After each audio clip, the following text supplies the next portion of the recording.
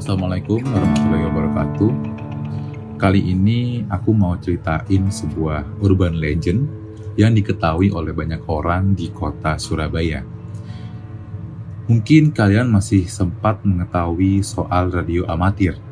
Radio amatir atau dulu bahasa bekennya itu break atau break-breakan adalah salah satu alat komunikasi gaul di era 1980 sampai 1990-an.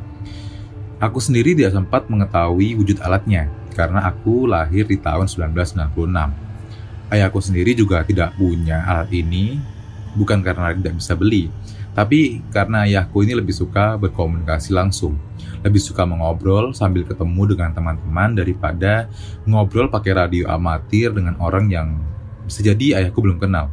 Break ini sempat populer di kota Surabaya, dan mulai hilang kepopulerannya itu di tahun 90-an akibat sebuah teror dari sosok hantu. Konon, jika menggunakan break di malam hari sekitar jam 10-an, maka akan muncul sesosok hantu yang menyeramkan. Malam itu, hujan sedang lebat-lebatnya. Petir menyambar-nyambar. Tak ada satu orang pun yang keluar rumah. Semuanya berada di dalam rumah sambil berlindung dari dinginnya hujan kala itu. Seorang gadis muda di sebuah rumah di tengah kota sedang berada di kamarnya, di lantai 2. Ia sedang asyik menyalakan radio amatirnya dan berbreak ria dengan pemuda-pemudi seusianya, saling berkenalan dan mengobrol ngalor ngidul. Sampai sekitar jam 10 malam pun dia masih menyalakan perangkat radionya. Tiba-tiba terlihat kelihatan cahaya terang yang sekejap saja langsung menghilang. Cahaya itu disusul oleh suara yang terdengar sangat menggelegar. Warga yang terkejut melongok ke jendela. Sebuah rumah tersambar petir hingga terlalap api. Hujan deras kala itu tak sanggup memadamkan lantai 2 rumah yang terbakar itu. Petugas pemadam kebakaran pun tiba di lokasi dan mulai berjibaku melawan api yang kian berkobar di tengah malam. Namun, petugas tidak berhasil menyelamatkan rumah itu dari kobaran api. Pemadam hanya berhasil mencegah api itu untuk menyerang rumah warga yang lainnya. Rumah itu hangus terbakar. Diduga penyebabnya adalah petir yang menyambar antena radio amatir di atas atap rumah itu. Pada masa itu tidak semua rumah memiliki penangkal petir, dan rumah itu salah satunya. Korbannya hanya satu, si anak pemilik rumah yang langsung tewas terpanggang oleh petir dan kobaran api di lantai 2. Kedua orang tua si gadis itu selamat karena berada di lantai 1 dan segera ditarik keluar oleh warga yang melihat rumah itu terbakar. Beberapa waktu kemudian mulai santer terdengar adanya penampakan hantu yang muncul ketika ada yang menggunakan break di malam hari, khususnya sekitar jam 10 malam. Rumornya apabila mengaktifkan break di jam-jam itu, dapat bertemu dengan si gadis yang meninggal terpanggang akibat sambaran petir itu. Tono, teman ayahku, bukan nama sebenarnya, sebenarnya sudah mendengar desas-desus penampakan hantu break itu. Namun, ia hanya merasa bahwa itu adalah desas-desus belaka. "Alah, itu cuma angin lalu," ujarnya kepada ayahku dan teman-temannya. Malamnya, ia menyalakan break lagi.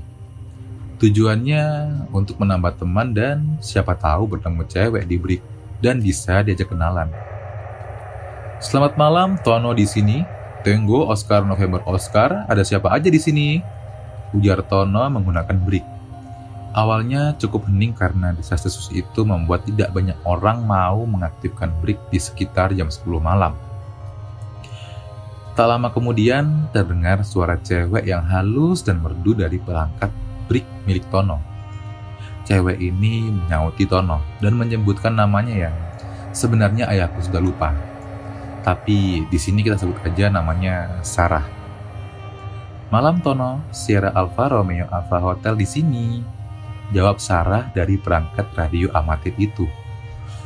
Tono langsung kegirangan mendengar suara cewek yang halus dan merdu itu. Dalam pikirannya, cewek dengan suara seperti itu pastilah cewek cantik. Mereka pun mengobrol dengan seru, sampai akhirnya Sarah tiba-tiba mengajak Tono untuk kopi darat alias ketemuan. Tono, gimana kalau kita kopdar sekarang? Ujar Sarah yang sedikit mengagetkan Tono. Tono ingat betul dengan desas-desus yang sering ia dengar tentang hantu radio amatir ini. Ia ingat bahwa hantu ini suka mengajak kopdar secara tiba-tiba dan langsung datang ke tempat korbannya berada.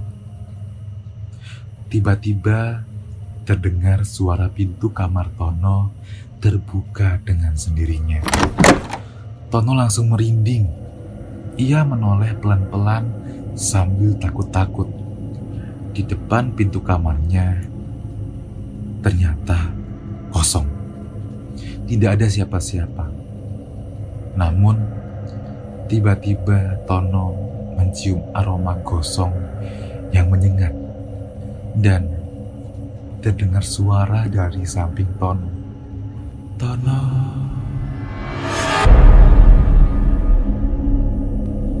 Tono menoleh dan ia langsung pingsan.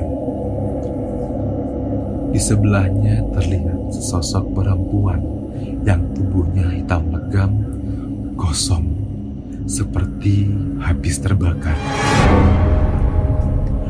Tono terbangun di pagi hari dan siangnya ia langsung menjual perangkat radio amatirnya. Ia kapok bermain BRIK dan trauma melihat hantu itu. Sejak saat itu, pengguna BRIK mulai berkurang dan berkurang, hingga alat itu tidak lagi digunakan di Surabaya. Sekian ceritaku kali ini, semoga menghibur. Terima kasih sudah mendengarkan. Wassalamualaikum warahmatullahi wabarakatuh.